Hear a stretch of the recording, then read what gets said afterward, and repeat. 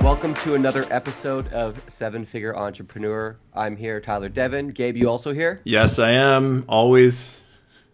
Always. We got a Always. special episode for you today. We're actually talking to a gentleman. I'm not going to release his name yet, but he's actually been a bit of a surprise to me in the way that for as much experience as he's had in this space, like I've been in this space for, 10 years now. Gabe's been in here a long time. He kind of came out of nowhere, at least for me. I had never heard of him before until Gabe one day told me, he's like, hey, I've been talking to this guy. He's like absolutely crushing it right now. And I had never heard of him. And I like to pride myself on at least knowing most of the people out there. So I'm really excited to bring him on today. He's going to be talking to you about what he's doing online, how long he's been doing it for, how he got started, all that stuff. And so without further ado, I'd like to introduce Cameron. How you doing, man? I'm good, thanks. Thanks for having me. Yeah, no Absolutely, problem. absolutely. Thanks for coming out. Yeah, no worries. To get started, would you mind giving people a little bit of an explanation of what you're doing right now as far as your business online, what that looks like? Yeah, sure. So I consider myself an e-commerce entrepreneur. I focus on health and beauty niche, and I do the typical Shopify general store, and I drive most of my traffic via Facebook. Pretty run-of-the-mill stuff. Try and focus on viral products, stuff that'll sell really well, obviously. And yeah, I've been doing that for 18 months, and the niche has been good to me, so that's what I've been focusing on. That's a great niche too. Like even back in the day running like Black Hat on Facebook, it was health and beauty was always killing it. So Yeah, I think vanity sells. And yeah. people always want to be a better version of themselves, so you tap into that psychology. The niche really starts to make sense. I think it's easier to sell someone the promise of them being better looking than to sell them something they don't necessarily need or want. Yeah. And so that's the long and the short of what I'm doing right now. Cool.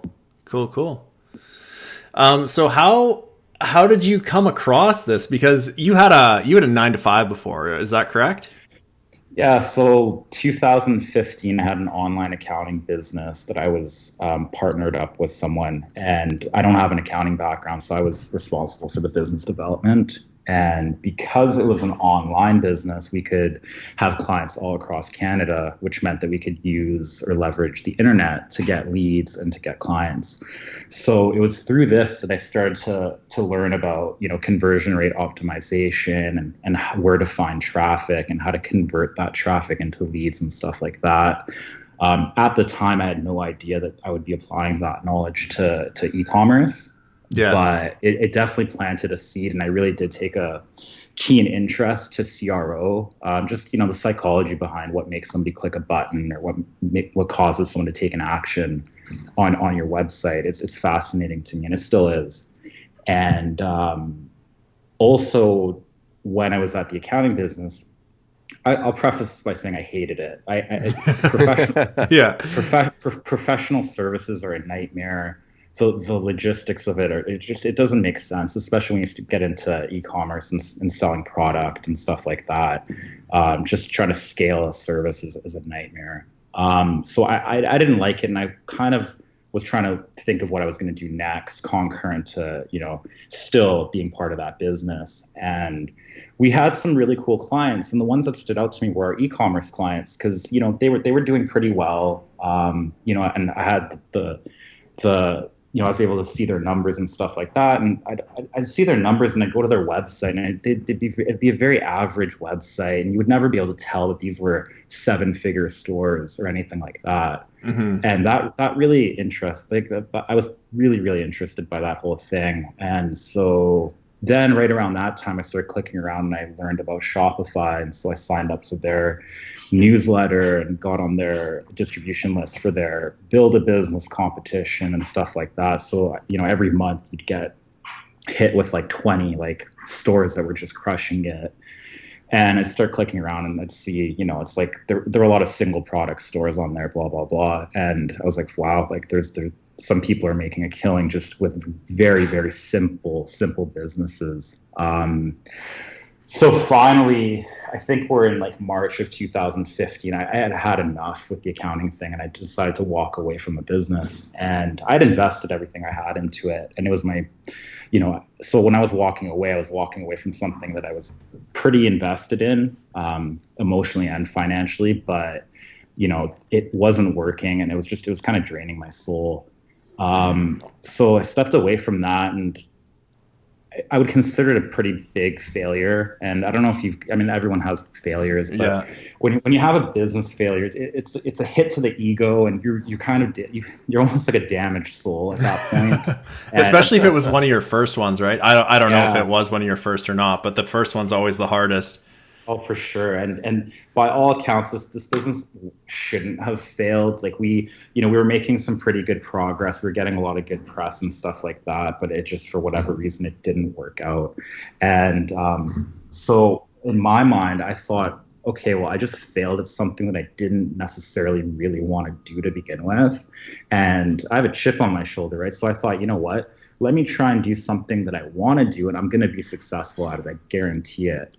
And so I knew I wanted to get into e-commerce, and I figured, well, I like watches, so let's start a watch e-commerce business. And you hear about Daniel Wellington doing like $200+ million a year in sales, blah, blah, blah. And so I borrowed some money from my mom. She really didn't want to lend it to me. I got a book.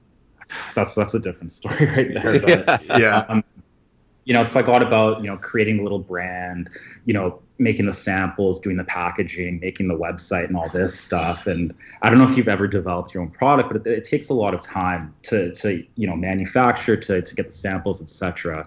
And I didn't have an income or anything like that. So concurrent to me doing the watches, I was also trying to figure out how to make quick money online. And so right around this time, the hoverboards became a big thing. Oh, yeah. Right. And so I thought, okay, well, bright idea. Let's sell hoverboards. So that was my first foray into Shopify, was with the hoverboards. So I made the store, bought a theme. I forget the name. I still have it somewhere. Found the supplier on AliExpress or Alibaba or whatever.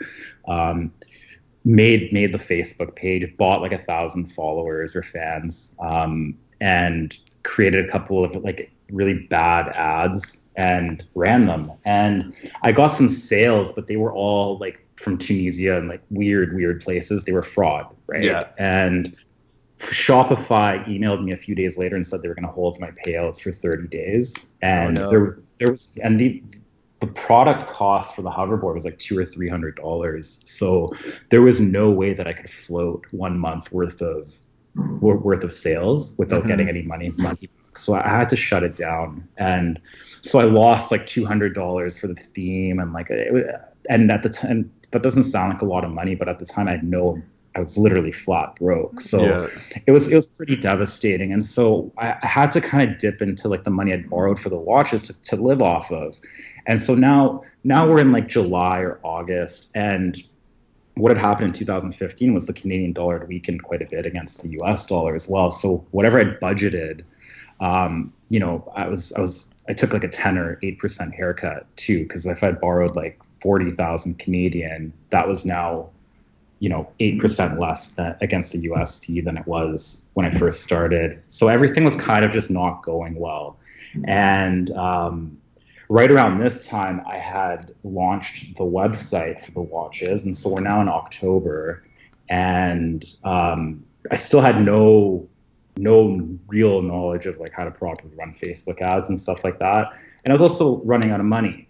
And with watches, it's a very image intensive type of product. You need a lot of good photography for Instagram and stuff like that. And I didn't have the money to pay for photography. So I was starting to freak out because I had the website, I had the products, I had to pay for the final deposit for the watches, which was like $15,000 or $20,000. And I'd launched the store and it had no sales after a month. And I finally decided, you know what, this is probably not going to work out. And so I didn't pay the final deposit. So I lost my initial deposit and I shut the store down. And so now we're in December of 2015. I just turned 30. I had now had two business failures in the same year, 6 months apart from each other. And so to say I was depressed would be an understatement. Like I was, it's now early December. It's dark at 4 p.m. I didn't see daylight for a couple of weeks, right? Just sleeping. You couldn't find a reason to get out of bed. It was really rough. And then one morning I'm on Yahoo and I see an ad and it's like, this hairbrush is like changing the game or whatever. And it was just one of those like really clickbaity titles or, ad copy. So I click it and it takes me to the site for a hairbrush. And I had recognized that website from Shopify's Build a Business competition because they were on the list for the past like 3 or 4 months. And so that meant that they were probably doing pretty well. And it was a really, really bad website, but they had the Notify app installed and it was going off the hook. It was like so-and-so had bought a hairbrush 1 minute ago, 2 minutes ago, 4 minutes ago, 6 minutes ago. And I had installed that app with could you explain that app? Because a lot of people probably don't know what that is. So when you go on a website, you'll see that in the bottom left, if you're on desktop or wherever, or at the bottom of your mobile screen, it's something that pops up intermittently every few seconds, and it basically will display that store's most recent sale. And a lot of people think that app is bullshit, but those apps are actually real. And I knew it was real because I had used it with the hoverboard store. And so when I went to this store, I saw that the app was going off the hook, and I just figured out, okay, well, if they're on the Build a Business competitions list and this app is going off the hook, then obviously, this is legit. And I figured, okay, they must have a massive Instagram following, or they must have a massive Facebook following. Because at the time, I didn't quite understand how much revenue you could generate from Facebook ads. I thought that a lot of the traffic was, for the most part, organic. Because you have to understand, I had no real internet marketing experience or traffic buying experience at this point. Mm-hmm. So it turns out they didn't have an Instagram account. They didn't have a Facebook page. They were just generating all their sales from Yahoo and Google. And so I thought, okay, well, their site sucks. They're not advertising on Facebook. Let me try and copy this. I have nothing to lose at this point. I have no job. I have nothing going for me. So, so I took the theme for the hoverboards, uploaded it to Shopify, changed the color, changed the copy, changed the product, changed the logo, and launched it within 2 hours. And I made the Facebook page, did all that stuff, the nitty gritty. And I whipped together an ad, a video ad, and I didn't have the pixel installed or anything. I didn't even know what a pixel was, a Facebook pixel. I didn't know anything. I just knew, let me create a video that says whatever, so trying to sell the product, and let me just target women because women use this hair straightening brush. And so I launched everything that afternoon with the $100 budget. And I didn't even have $100 in space on my credit card to pay for the ad. It was basically because Facebook charges you every $750. Mm-hmm. I was basically kind of free rolling. So I thought, okay, I have nothing to lose, but I don't want to lose more than I should. So I told myself, I'm going to run this ad, and if I don't have any sales by midnight, I'm going to shut it down. So I ran it, and that night I went out for drinks, had a couple of drinks, came home super late, and I passed out right away. But I remember checking when I was at the bar and there were no sales, and I was just so depressed. It was so sad. And sure enough, I wake up the next morning, I had 4 sales. And I thought, okay, well, holy shit. I just generated like $250 in revenue on like $100 ad spend, which isn't great, but for somebody who's never generated a dollar online, this is a big, big, big deal. And it just snowballed from there. The next day I did like 2,000. The next day I did like 5,000. And I mean, you can kind of say the rest is history. Yeah. That scale is crazy. Yeah. That month, I think that, because I launched like December 7th or 8th, and by December 31st, I'd done like 100,000. And this was without a pixel. This was without any sort of working knowledge of there was no conversion objective for my campaigns. It was just all video views. It was very, very, very poorly run. And it did well, and we just ran with that for for the next 12 or so months. That's Wow. awesome. That's so cool, man. What would you say is the biggest out of that whole story there, man? Like obviously you went through, you went through the accounting business not going the way you wanted, the hoverboard business not working out, the watches not working out. Finally, when you got that hit and you had that big hit, what do you think the difference was with that product versus the other ones? Well, I think that listen, I got very, very lucky with that product. Like that was a very, very hot product, and it was right around Christmas time, so everyone was buying. And the product I think had just launched in like October, so it was fairly fresh. And also keep in mind the landscape of like the Facebook Shopify world back in 2015 is a lot different than it is now. Mm-hmm. Right now, if something's hot, within 2 days, every store is going to be selling it. Whereas back then, you could have a product and kind of keep it to yourself for a while. And so, I think the overriding theme of my story is that everything happens for a reason. Because had I not installed Notify for the hoverboard thing, I would have never known that app was real. And I would have never been able to recognize that store is actually generating a lot of sales, right? So, throughout my story, what weaves in and out of this is just the fact that everything literally does happen for a reason. Like had I not had that accounting business, I would have never been exposed to e-commerce. And just stuff like that. I would definitely agree with that. And the other thing too, I'd almost point out is the fact that you just got involved and started like, figuring stuff out, like, oh, let's add this app to my store. I find a lot of people when they want to get started, they're so afraid to like add things and test new things out.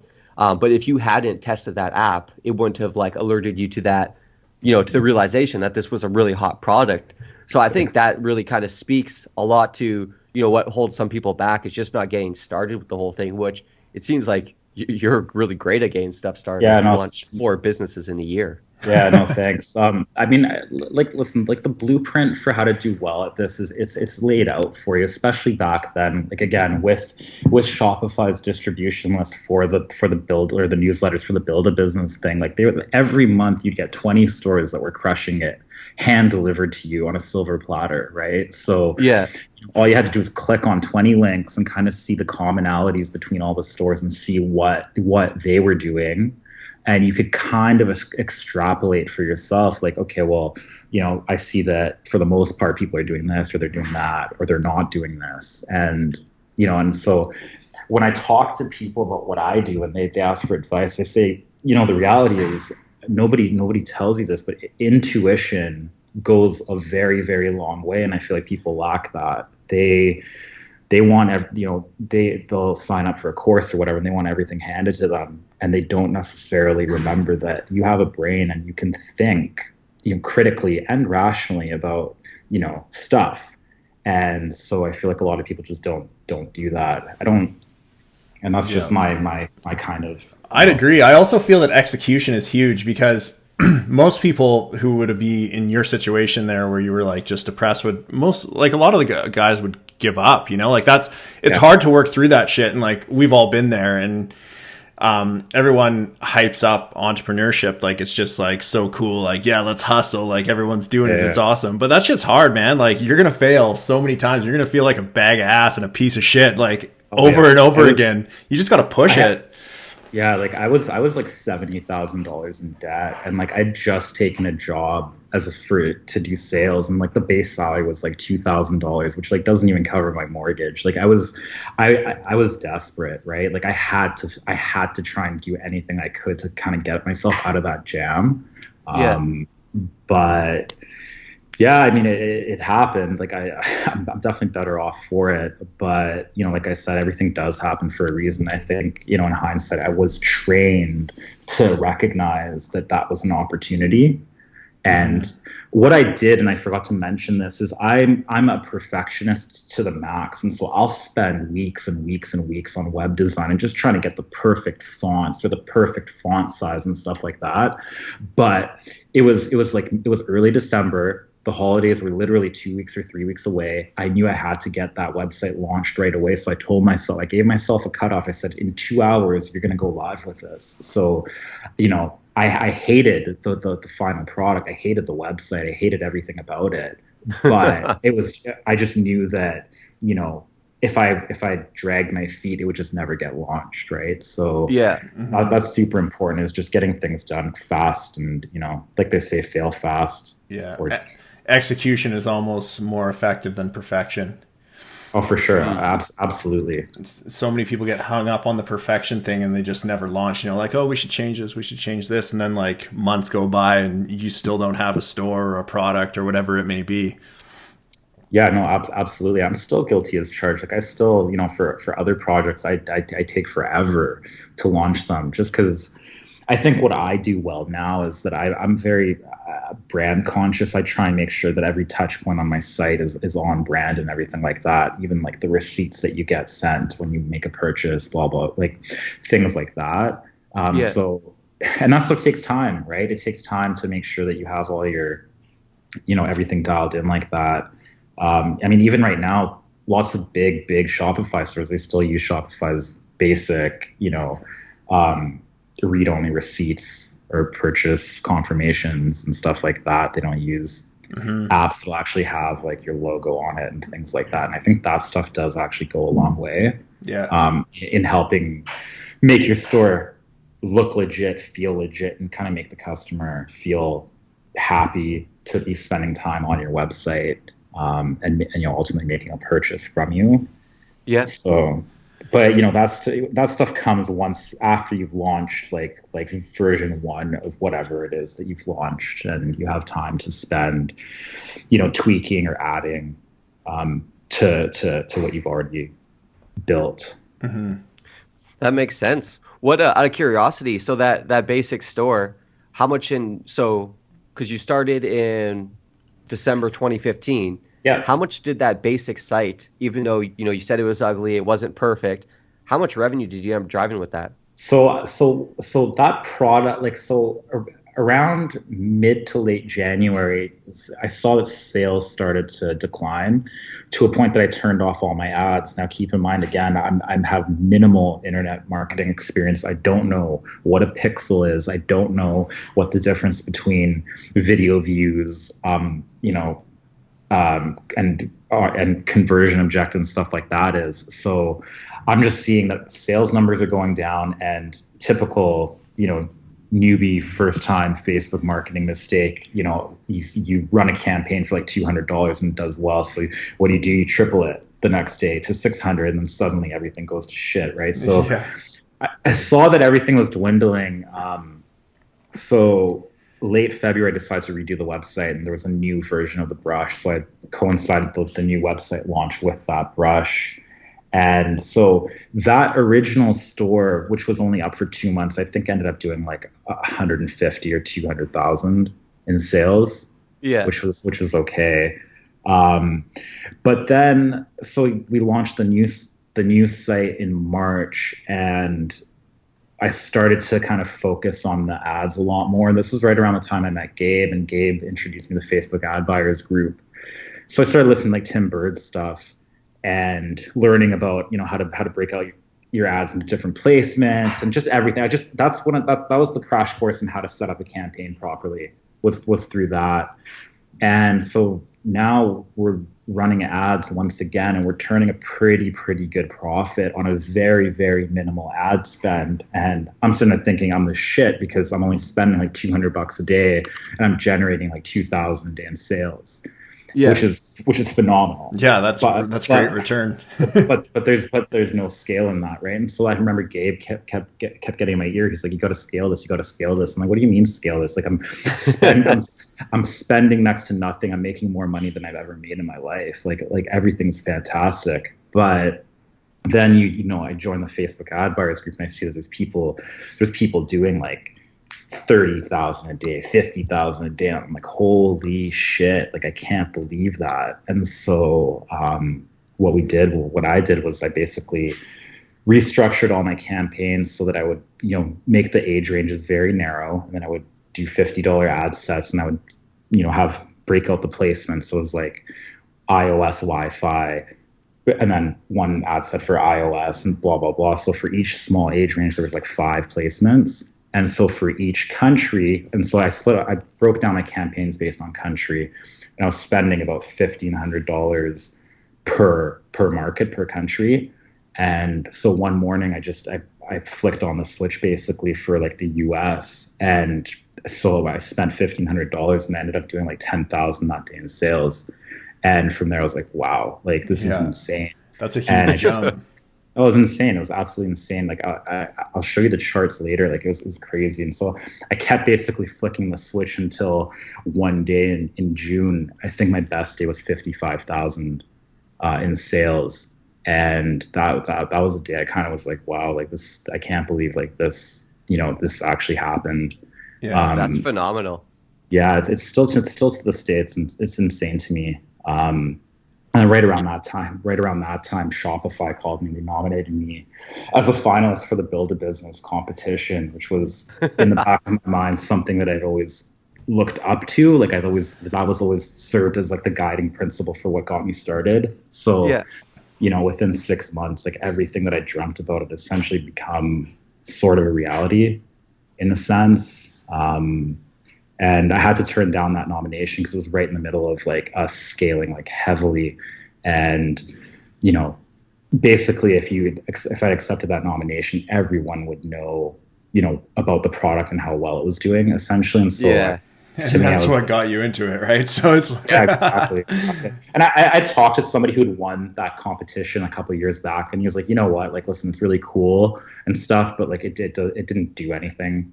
It's not like all these mentors or whatever are going to stay in contact with you or whatever. So, it's just try and keep everything on the down low as best as you can. And so ultimately, I consulted with Gabe and a few other people, and I decided to turn the nomination down, but still pretty proud of that. Yeah, absolutely. That's crazy, you should be, man.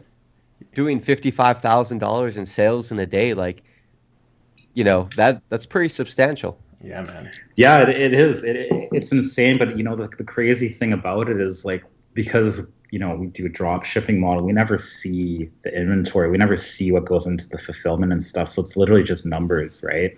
And I'm actually glad you brought that up. Could you explain that part of the business for people and just kind of explain how that works?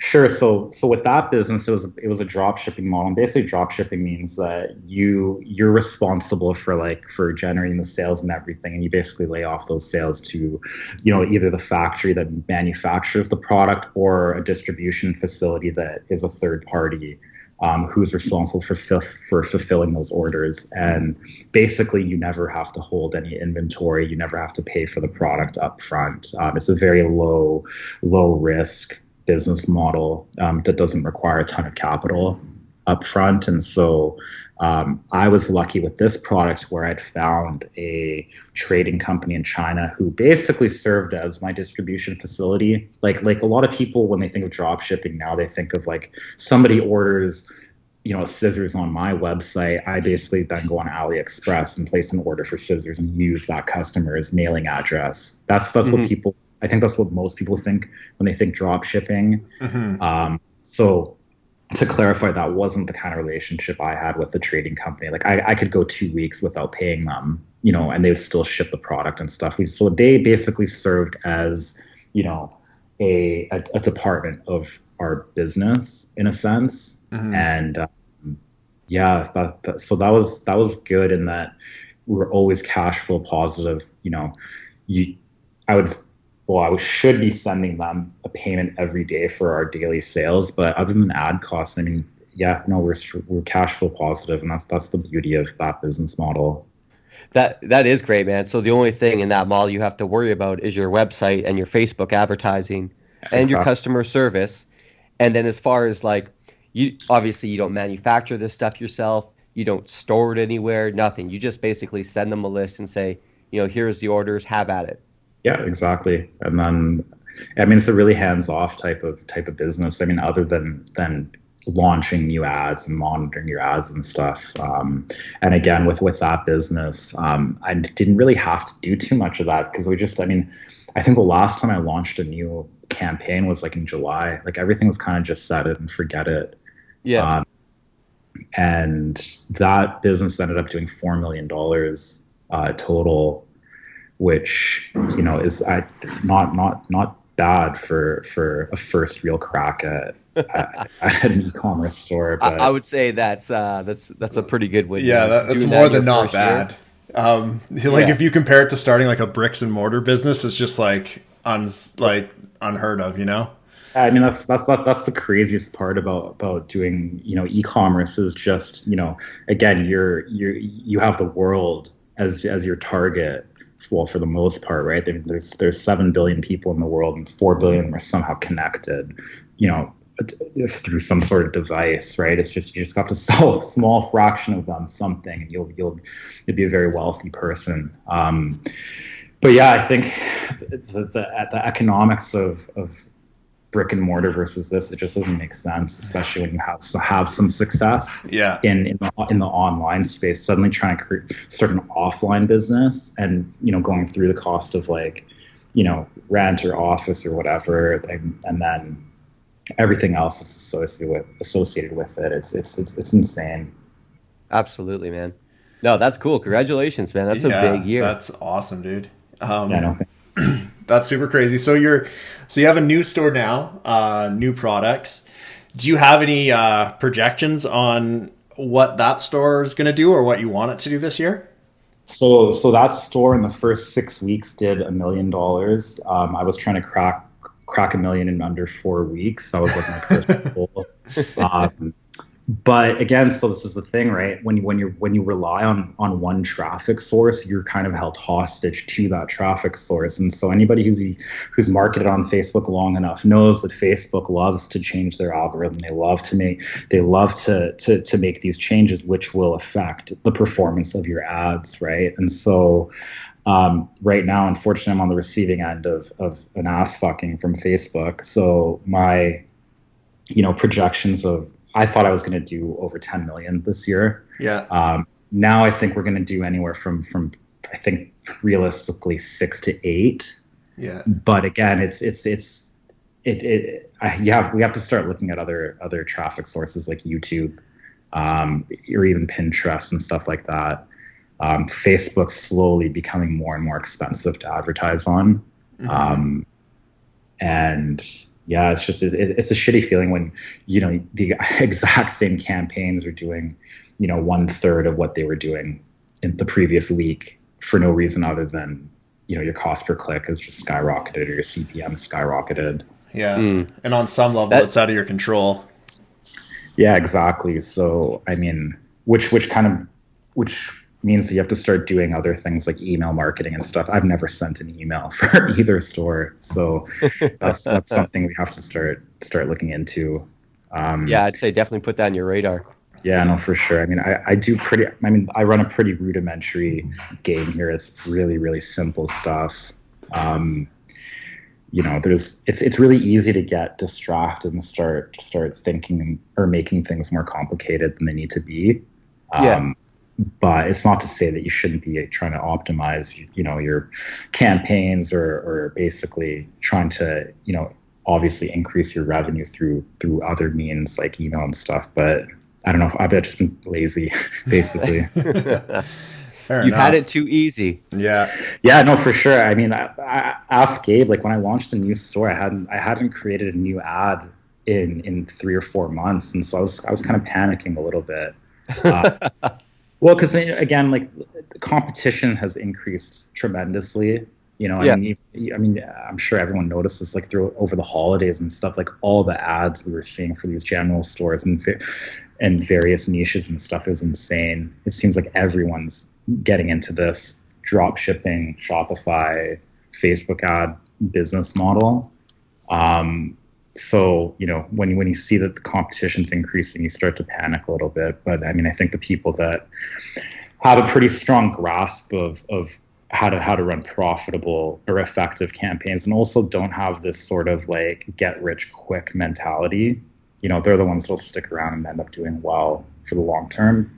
I think too many people see dollar signs and they see all these screenshots in these groups of people that are doing like crazy revenue, and they think, well, it's an easy road to get there, and the reality is it's not.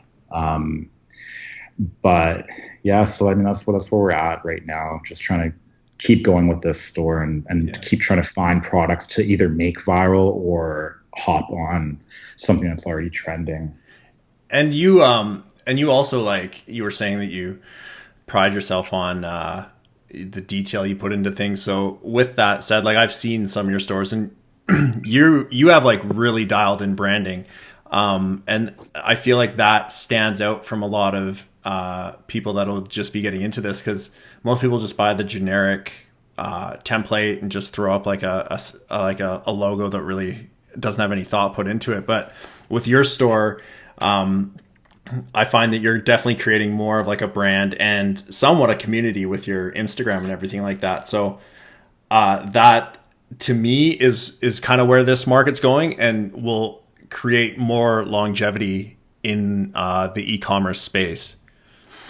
Yeah, definitely, and like I said earlier, like the blueprint's already laid out for you. So all I do with my sources, I know I'm in health and beauty. I know my target market's women. So what do? We just go and look at the industry leaders like Sephora or MAC or whatever, and we just look at how they do their stores and what colors they use and what fonts they use. And it's not rocket science, right? Mm-hmm. If you're in electronics, go look at Best Buy's website or go look at Radio Shack's website. The blueprint's laid out, and these stores have spent hundreds of thousands, if not millions of dollars on focus groups and on split testing and on optimization and stuff like that. And it's really easy to just cherry pick what they've done. It's not to say go copy their websites completely, but you can get a pretty good idea of what is working, just based on clicking around, your niche's industry leader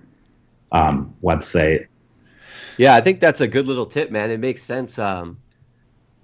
Obviously success kind of leaves clues, and that's a perfect example. Just go see what other people are doing. One thing I'll try to do is just figure out what the best parts of it. And then like for me, what's the one thing I hate about this website? All right, let me do mine a little bit differently. Yeah, exactly. And like I said previously, like I spent a lot of time reading up on like CRO and stuff like that. It blows my mind how many stores I visit where, for the sake of design, they're basically negligent to CRO best practices and stuff like that, because they think that this is going to look prettier, it looks better, or whatever. When in fact, you're creating a not so good user experience. Yeah. In my experience, you just need to have a very, very simple, easy to use website, especially on mobile. That's obviously where everything's trending. I think 99% of my traffic's mobile. So as much as I'd like to design a nice desktop website, it's really just about that mobile experience at this point. That makes sense, man. Yeah. Very good point to be aware of. Yeah, and I'd agree, man. Like 80% of our stuff is traffic is mobile also. Yeah, I mean, we use desktop for retargeting because that converts well, because we're in a male niche, and I find that works better for men. But besides that, yeah, it's mostly mobile. Yeah, and it's just like the best piece of advice I ever read or got was basically, think about a gorilla trying to eat a monkey. Or a gorilla trying to eat a monkey. No, a gorilla trying to eat the banana, right? You want to make the path as simple as possible for the gorilla to get to the banana, right? And so, you want to just make everything simple, put all the information where the user expects it to be, and just make that path from point A to point B as straight as possible, without any distraction. So that means trying to be very conscious of your pop-ups and stuff like that. Yeah. Especially now with like Fire Push, and then you have your the web push notification pop up, and then you have like the exit intent pop up, and you have like the newsletter pop up, and then you have your Notify app pop up. Like it is kind of overwhelming for people. So you need to be conscious of all the apps that you have installed on your store, and you really need to ask yourself, is this app going to actually, generate any sort of revenue for me or increase our bottom line? Yeah, and add that value. So yeah, that's interesting, man. Where do you kind of see your business going for this? Like, do you have any longer term plans than just making a bunch of money with your store, or do you want to turn it into more of a brand and then possibly come up with your own products? Or I mean, dream scenario would be to create some sort of product line where the barrier to entry to copy it is a little higher than simply going to AliExpress and finding the exact same product. I just, this might be like unpopular opinion, at least I don't see too many people coming out and saying this, but I really don't see that much longevity in this business model. And I hear like you can spend as much effort as you want trying to build your brand, to build your store and stuff like that. But the reality is that, especially in today's day and age where people are being advertised to left, right, and center, however many times a day, for you to be firmly, for your store to essentially be considered a brand, like you need millions upon millions of dollars to spend on marketing and to be hammering people nonstop. So I don't ever see, at least not with what I'm doing, I never see it turning into a real brand in that sense. I would like to keep it going as a going concern, obviously, because it generates a nice income. But I'm definitely trying to think of what's next while I'm doing this. Mm-hmm. And like I said, I do think what's next is something that isn't necessarily a drop shipping type of business model. Yeah. Where we're just trying to piggyback on hot products. Because again, even the inherent nature of a hot product is that it's going to be hot just for a very short period of time. So it's stressful to always have to keep looking for what's next. It's just this ongoing process where you have to keep constantly looking at blogs, constantly looking at YouTube videos, seeing what bloggers are talking about. And it gets to be a little bit frustrating, especially when you go through lull periods where there isn't like that hot trending product. Mm-hmm. And that happens to time to time. So yeah, I don't know. We'll see. I don't know. I really don't know. I guess we'll know once something happens, right? Once our sales are effectively nil or whatever, or we're not profitable anymore. But yeah, no, definitely going to stay in the e-commerce space because again, I mean, I can't think of a better type of business. Mm-hmm. But in terms of what I'm selling, I do definitely want to start getting into some sort of product development where, again, I'm not saying let's go spend $1 million on a product, but let's try and develop something where you can't just rip it off. Yeah. Within a week. I think that's the biggest point, man. And I think that's what's going to provide a lot of people longevity is just the having, the exact term you used, and is the exact one I was thinking was the barrier to entry. Yeah. Make it so others can't compete with you. Either you have, either you're licensing it from someone who has intellectual property, control on it, or maybe you've put your own copyright. You just have something that's unique in the marketplace and it's protected. I think situations like that really set you up for longer term success. That's actually, we had really good success our first year. But, as the year was kind of coming to an end, that's something that hit us was you could sell everything we were selling. In fact, you could get from the same supplier, you could even, undercut our prices and run profitably because we ran, we had some very profitable months. And you could do that and it wouldn't take that much. So what we did is we had the same foresight. It's like, where is the market or where can we go where the market hasn't caught there yet? So one was additional traffic sources. How can we be in more places that other people aren't? So we started expanding down that road.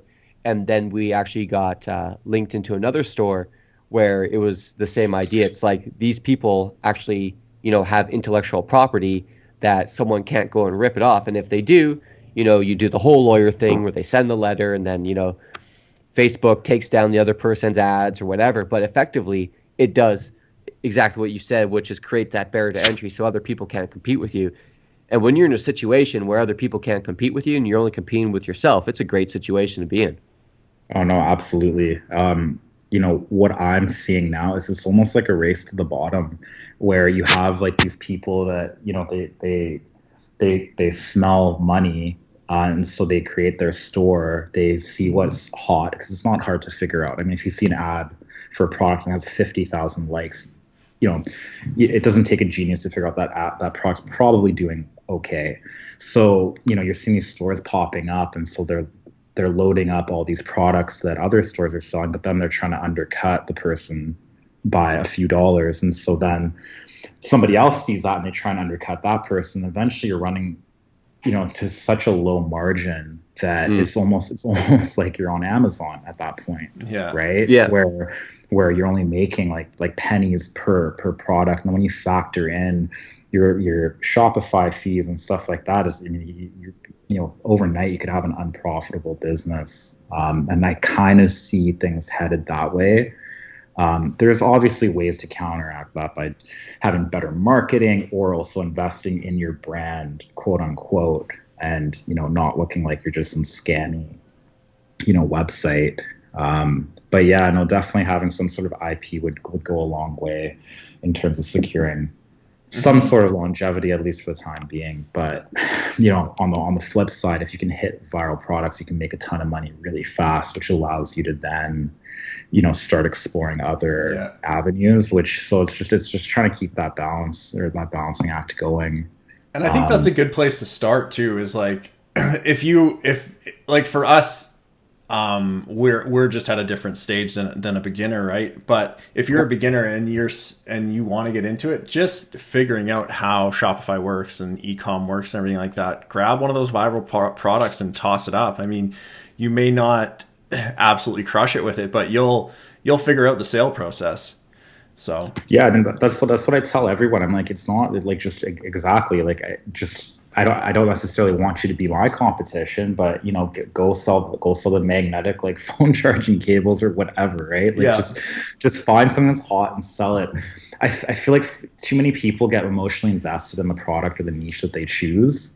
And, I have people hitting me up all the time, and like, they're like, why am I not having any sales, blah, blah, blah, and I'm like, well, what are you selling? And the guy's like, I'm trying to sell like coasters for like whatever niche they're in. I'm like, well, man, like how many people are, want to buy a coaster? Yeah. Like it's not like it's, and I'm saying that from the perspective of somebody who's in my niche where everyone wants to look better, feel better, whatever. So I'm basically selling you a better version of yourself, and it's tough to kind of say no to that. And that's why, and that ties into why I like to do health and beauty.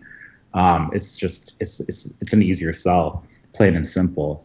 So I would say, as far as like just priorities in life too, I'm going to care a lot more about maybe something that's going to make me look or feel better, as opposed to like a coaster. Yeah, exactly. I mean, it's not to say, I'm sure there's somebody out there who's made $1 million selling coasters, but probably true. Yeah, but there's probably the coaster billionaire out there. Yeah, for sure. Took a while to get there, though. It's just like I don't know. I just, maybe I'm jaded in terms of like how things have gone for me, but I don't think it's that difficult. I really don't. It's like I said, the blueprint for success is out there. You just have to be skillful enough, or have enough intuition to recognize it when you see it. I actually had a question for you, man. As far as you said, like, I guess let me backtrack a little bit. How, like, when you're making your websites, are you actually doing it? Like, how tech savvy are you? So what I'll do is I'll start with a theme, like a paid theme, and then I will start.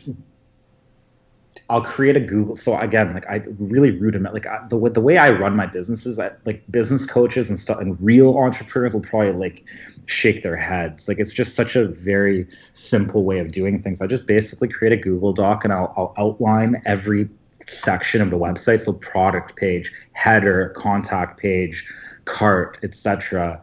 And I'll just start making notes about what I think the page should look like. And then I'll try and go through everything and do the changes myself. I can't code that well, so I don't do that. If I have to, I can. But then basically what I'll do is I'll just sit on Skype with a developer, and I'll just tell him, hey, change this, or change this button, or do this. So I definitely, I'm the kind of person who I'll sit on Skype while somebody is coding the site, so I can see the changes as they're happening. And this that's the perfectionist in me. Is like I'll sit with someone and he'll spend 30 minutes trying to change the size of a button until I think it's perfect. Yeah. And that's just how I like to work. And a lot of coders hate that, but I really don't care. That's just how I get it. Gets the job done, right? Yeah, that's how I get it done. But again, like I said, all my stuff falls pretty general principle, like CRO best practices. So it's nothing crazy. Could you, just for clarification, could you define CRO best practices? I know you've mentioned a few times, and I want to make sure everyone understands. So CRO is conversion rate optimization, and it's just basically about how you can optimize your pages to have the user take an action that you want them to take. So on a product page, obviously that action is to hit the add to cart button. And so I basically, like, again, so for on a desktop site, you want your buttons like on the right side of the page. You want them above the fold. Simple stuff like that. I don't necessarily split test this stuff. So who knows, maybe if I put the button on the left side of the page, it would convert better, but generally speaking, it won't. So I just follow these, like I said, these basic best practices. A blog that I love to read is conversionxl.com. That's where I learned most of the stuff, and the content on that blog's phenomenal. But yeah, and so throughout this exercise, you start to pick up these like various tips or various tricks. Like on my cart pages on mobile, I'll get rid of the footer so they can't click off the page. They basically have to click through or hit the back button. And so I just try to like to do little things like that to kind of influence the user to take the required action that I want them to take. And for every page I have little tricks that I like to use.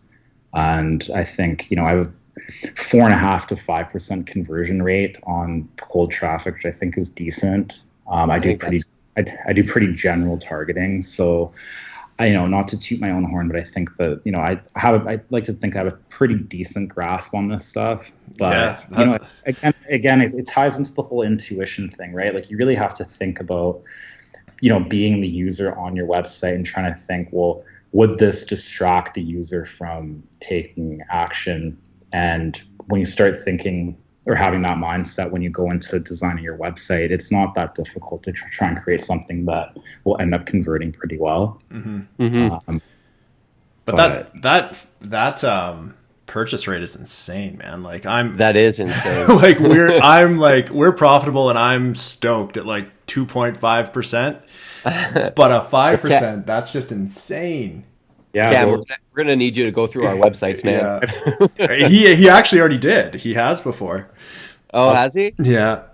I'd be happy to, but like I said, again, the stuff like I just go based on a mix of what I've read as best practices and also what I've implemented and seen work for me, right? I'm a firm advocate of testing everything, but again, you need to have the traffic to justify the test and to get some sort of like statistical relevance from the test. Yeah. And I think the shitty thing with Shopify is they don't make it easy to split test anything. So you kind of have to either create, 2 sales pages for the same product and run, campaigns side by side to split the traffic or whatever. I don't know is there a split testing app for Shopify?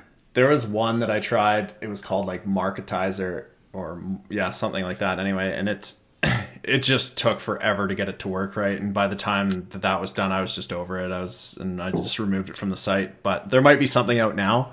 I haven't looked for a while, but I don't know. There might be, but I'm just not aware of it. I'm with you, Gabe, or like both of you guys, really. I'd say the one drawback I see on Shopify is like just split testing different features on the site. It's not easy. Yeah, and it's really too bad because I think a lot of people would benefit from having that ability to do so. I mean, it's just kind of these are the problems with Shopify. I find it's like you should be able to split test. Like it blows my mind that you can't. Yeah. Just like not having a 1-page checkout blows my mind. But yeah, so I guess that's the upsell to Shopify Plus. So yeah, that shit is crazy expensive. I guess it's all relevant to how much you're making, but it's a big jump. Yeah, I mean, your monthly fees, like they get up there too when you start factoring in like how many apps you're using and stuff like that. Like I think with the last business, I didn't have too much stuff installed because it's a pretty simple, turnkey operation. So it was like 200 to 250 a month, but now we're looking at like 600-700, which isn't a ton of money in the grand scheme of things, but it still burns, especially because it's in US dollars. Yeah. So right, the Canadian factor. Your first website you put up, how much do you think that actually cost you to put up? Sorry, say that again. The first website you put up, where you spent like $100 and you made $250 overnight. Oh, right. So that was a $200 theme for the first, like for V1, and then for V2, I took a $15 theme from like Theme Forest, and I had somebody customize it for like $1,000. Yeah. Yeah, I mean, like you don't need to go and spend big bucks on a website. Like with the accounting firm that I had, I spent like $10,000 on our website, and it was the biggest waste of money ever. Wow. So, I mean, I think if you're gonna go big and try and create like a massive, like you have a product where you're just gonna crush it, like you have like some IP or like you have the cure to cancer basically, then go ahead and spend your money on a website. But I really don't think you need to do that. Especially with some of these themes now are pretty solid, like out of the box. Mm-hmm. So, but again, I advocate people spending a bit of time customizing them, because you see a lot of people using the same themes, and all these websites look the same. Yeah. And you just, it's not that hard to change the font or to change the colors or whatever. So I don't know why people don't do that, but they just don't. Again, those are the people that treat this as kind of like a get-rich-quick scheme. They just want to, make a few dollars and then it's on to the next. So, yeah, exactly. Mm-hmm. That's super cool, man.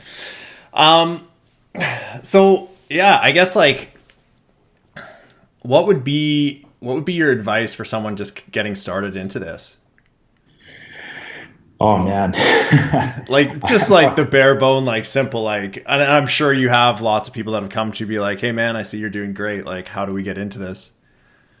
I tell them, just get started and don't listen to anyone. Just get started. There's again, for what we do, there's best practices, right? Like how to set up your Facebook ads and stuff like that. There's best practices, but when it comes down to the nitty gritty of everything, I think it's best that people kind of create their own strategies and formulate their own way of doing things.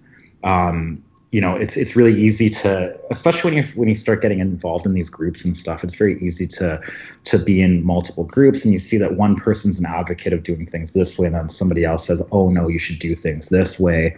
And then it's really, I can see how people get confused very, very easily. Mm-hmm. And again, just like you have a brain, use it. You don't need somebody else to say this is how you do things. And that the example that I like to use is the people that test, with $5 ads, like how you're not really going to get too much data from that. And so when people are complaining about their $5 ad not converting or whatever, it's like, man, like what do you expect? Like you've just started a business and your investment's $5. Like, what do you think is going to happen? Right. Just treat it like a business, because that's exactly what it is. And treat your product launches like a business, because each product is its own individual entity, essentially. And yeah, I mean, just get started, because there's no time like the present. And again, guys like me have done really well who shouldn't have, or who've had no previous experience in this. Mm-hmm. And I mean, I don't think I'm any smarter than the next man. So, but again, like I said, I never came up under anyone. It wasn't, obviously the Facebook ad buyers groups where I learned a lot of the meat of what I do now, but I never had someone kind of shape my thoughts on how things should be done. And I think that's one of the reasons why I did as well as I did, was because I kind of had my own thoughts on how things should be run and how things should look. And it was up to me to either get it right or get it wrong. Mm-hmm. And so, yeah, I think there's a lot of information out there now. There's almost too much information. And so, yeah, just get started and try and formulate your own thoughts on everything. Yeah, I would agree. It's interesting, man. There's always, a million ways to get to the top of a mountain, right? Yeah, exactly. and there's very different approaches. And when you're talking about like how you approach things, my wife basically we moved down to Weston, Florida for a time period, and she opened up a Pure Bar, and she wanted to do some Facebook advertising, and one would think that since I have a lot of experience just on online marketing, she would ask me, and she didn't ask me a single thing. In fact, I even offered to help her and say, hey, like I can help you a little bit. She's like, no, I got this figured, or like I'll just do it. I'm like, okay, and I didn't, it was her thing. I didn't want to push her on it, and I forget what she did, but I think she sold like is a little fitness studio, and she pre-sold. And I might mess this up, but I was shocked, man. She must have pre-sold like 200 memberships on Facebook. Wow. No past experience. Like I didn't even show her to put up an ad, and she figured it all out. Where I'm the opposite, man. I will go through a course, like I will get like 3 cans of Red Bull in front of me, and I will pound through courses for a few days, and then I'll put some stuff up, and then what I mean. I'm like, I guess I went to school initially for engineering, so I have more of that background. But at the end of the day, like they both kind of work, so it's cool to see how you've come up and how you've done the whole thing and do really $4 million in your first real year in e-commerce. That's phenomenal. Yeah, no, thanks. Yeah, I'm a firm believer that if everyone is turning left, turn right. And so if everyone's been trained to do things one way, it doesn't hurt to try and do it another way. If you look at my ad manager, the person who does things by the book will probably have a heart attack. Like it's there's just so much shit in here that does not make any sense on a rational level in terms of like how people are trained to set up ads and do Facebook marketing now, but some of it works. Like you never know. So there's so much stuff to test, and it can't hurt to test it. Yeah, and it's all about the end result too, right? Like who gives a shit how you get there, as long as you get there and make money doing it, So exactly. Yeah, so. That's awesome, man. That's cool. I don't know, man. Like that story is amazing. Like when I first met you, it was crazy to see like how fast shit was growing for you. Like it was just like, I gotta say, like, well done. Like thank you. You did a great job. Yeah, no, thanks. It's now looking back at it, it's interesting. It's also interesting having a business that does that kind of revenue, and also that business ending up not being worth much in terms of value. Mm-hmm. And this kind of ties into what we were talking about earlier about like longevity and stuff. Like when you're trying to hit viral products and stuff like this, the name of the game is to just cash out as quickly as possible. And I don't mean ripping people off and doing things in a shady way, but you're not building something that is going to be around for a very, very long time. Yeah. At least that's the way I do things, or at least trying to hit, like, again, like I said, doing the viral stuff. It's not to say that you can create an e-commerce store that's selling whatever and not have it, be worth however many millions of dollars in a couple of years and then sell it and cash out that way. But, the whole experience has been very, very interesting, to say the least, and to kind of see where things are at now compared to back then is also interesting in terms of competition and how people are progressing on Facebook and stuff like that. So yeah, no, it's been an interesting ride. Yeah, to say the least, right? Exactly. That's super cool, man. And so another thing that we do on this wonderful podcast is, like, I'm a big car guy, so I like to incorporate that into everything. So what are you driving now? What do you want to drive? Do you have any ideas of your next purchase for a car? Do you have any dream cars? Where are you at with that? So I have my 2011 Carrera S, yeah, which I love. I've had that for 6 months, and the funny thing is, when I took it for a drive yesterday, I looked at the odometer and I saw that in 6 months I've put less than 2,500 kilometers on it. So I don't know. Like we talk a lot about cars on Facebook and stuff, and I'm always like, I want to get a McLaren or I want to get something Italian, but I think the economics of it, when you start trying to think a little rationally, it doesn't make sense. So I don't know. For the time being, I'm going to just stay put with the Porsche and at least get one driving season out of it, because I bought it in October and the weather here has been shit. So Yeah. I'm still dying to drive it a little bit. Yeah, I don't know. I'd like to get a Huracan or a McLaren. But again, who knows, right? Like I have other priorities as well. Like I'm trying to buy a new home and stuff like that, which will definitely take precedent over what's deemed to be a pretty stupid purchase in a supercar, especially living in Vancouver, right? Yeah.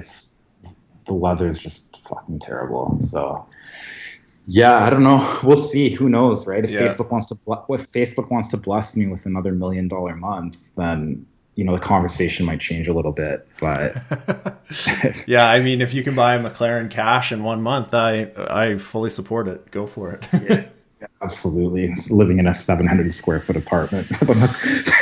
That's city living, man. That is city living. Yeah, it's even having the Porsche living here feels a little weird, but well, you're only young once, and so soon you'll be driving a big SUV, man, with a kid seat in the back.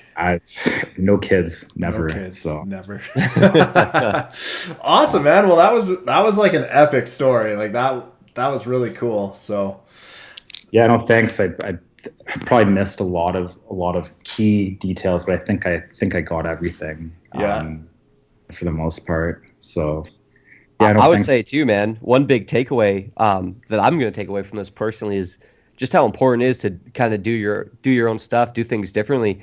I can think of a few specific changes, which Gabe, I'll probably hit you up about this after, but I think I want to make to the site just to make it more like user friendly. You know what I mean? Like, you brought up some good points, man. I definitely appreciate this today. Thank you. No problem. Thank you for having me. Yeah, man, it's been educational for me too. I'm like, as you're saying this stuff, I'm like, fuck, I got to go look at my site now, and I got to redo this. I'm just like, that's not going to work. And I'll have a whole new template and theme by the end of the week here, just because of this podcast. Yeah, you guys should just set a goal to try and get your conversion rate up by like 1% or something. And I mean, how much more profit does that mean for you? So yeah, man, quite a bit. So awesome, man. Yeah, no, thanks again. Yeah, no, thank you. I really appreciate you taking your time out of the day for this. And anyone else who's listening, give us a review on iTunes. All the reviews help, and it'll push us to the top and get more listeners, and then we can bring you better quality content. And yeah. Absolutely. And remember to go to 7figureentp.com, sign up for our mailing list. So we'll let you know when new episodes come out. Also, we're planning to do some cool stuff down the road. I don't want to get into details yet, but just showing people the basics of how do you even get a Shopify website up. And it's not stuff we're planning on charging for. We're actually just going to make some free videos and toss them up so you can kind of check them out. But we're going to be doing some cool stuff. So sign up for the list.